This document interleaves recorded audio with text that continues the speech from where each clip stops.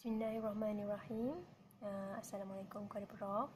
Okey, hari ini saya akan membentangkan tentang analisis korpus yang saya pilih, iaitu bertajuk analisis perbandingan jenis kata adjektif atau kata sifat dalam korpus akhbar sukan online dan korpus DBP.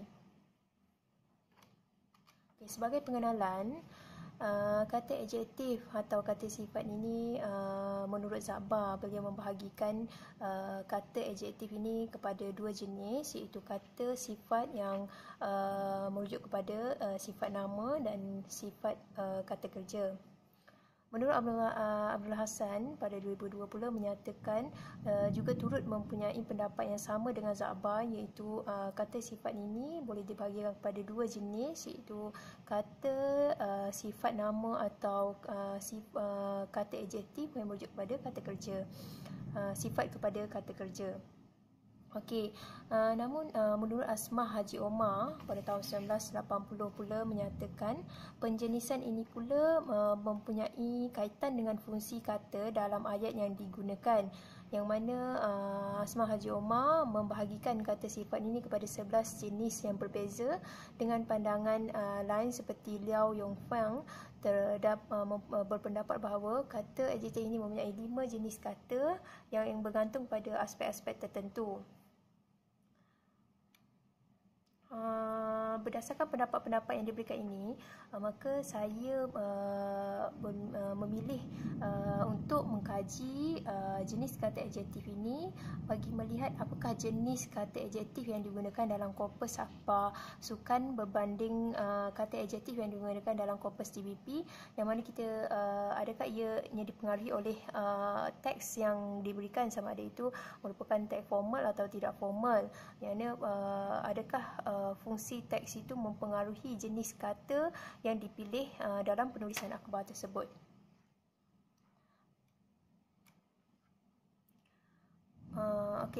Saya mempunyai 3 objektif dalam analisis ini. Yang pertama adalah untuk mengkaji jenis kata adjektif dalam korpus akhbar online dan korpus DBP, iaitu saya akan keluarkan akan melihat jenis kata-kata adjektif yang terdapat dalam akhbar online dan keluarkan dan mengumpulkan data-data korpus kata adjektif dalam korpus DBP. Kemudian yang kedua, objektif saya adalah untuk membuat perbandingan sama ada apakah jenis kata adjektif yang digunakan dalam korpus akhbar online dan apakah jenis kata adjektif yang digunakan dalam korpus DBP. Melalui perbandingan itu nanti saya akan mungkin saya akan dapat melihat apakah jenis kata, adakah korpus DBP menggunakan jenis kata adjektif nama ataupun jenis kata adjektif kata kerja. Okay.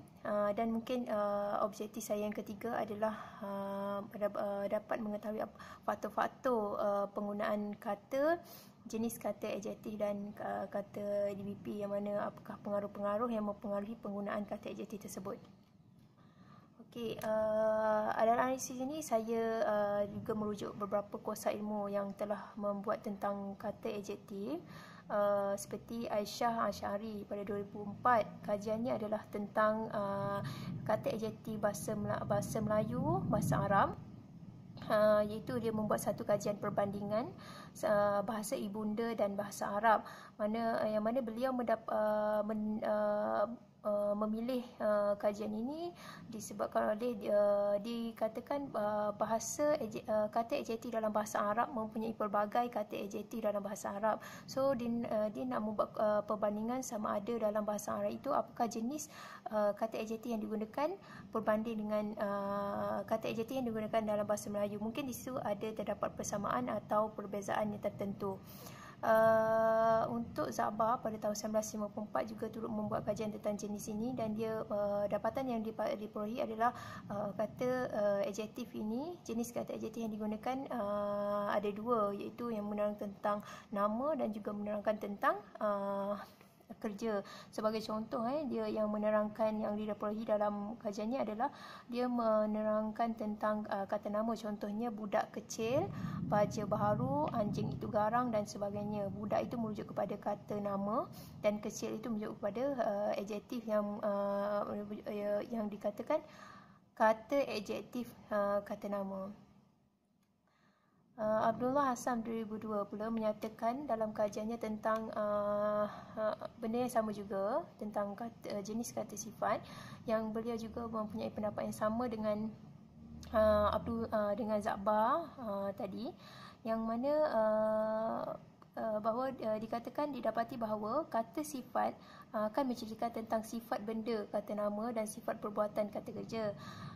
Salah satu kata itu disebut sifat nama atau adjektif jika sifatnya menceritakan tentang kata nama, contoh kata tebal, tajam, tua dan baru. Semua ini mungkin kita dapat lihat daripada korpus, adakah digunakan dalam korpus sukan, ataupun apakah beza jenis kata yang digunakan dalam korpus sukan ataupun dalam berbanding dengan korpus DBP.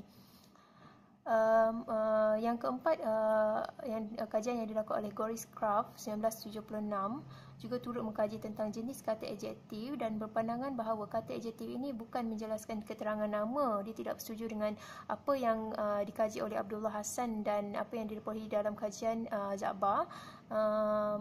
Namun dia mendapati dalam kajiannya bahawa kata adjektif ini adalah dipengaruhi oleh ciri-ciri tertentu, iaitu dengan gabungan kata-kata lain seperti dengan campur dengan kata sifat akan mewujudkan frasa kerja. Contoh dia berjalan dengan cepat.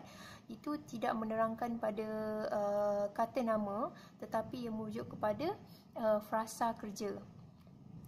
Manakala Harimurti Krida Laksana 1982 menyatakan yang kata dalam kajiannya, dia mendapati bahawa kata adjektif adalah kata yang menerangkan kata benda, berlainan dengan pendapat yang lain, sebab beliau mendapati bahawa kata sifat dia mempunyai ciri-ciri yang bergabung dengan kata-kata lain. Contoh dia tidak baik, tidak jahat, lebih baik dan sangat baik.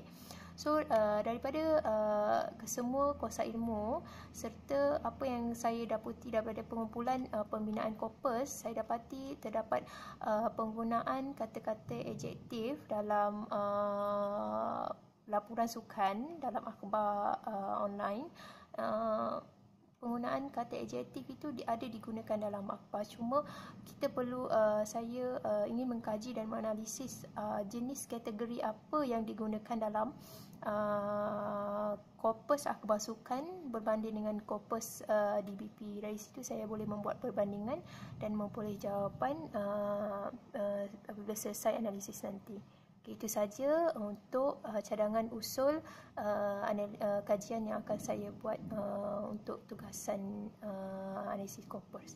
Terima kasih.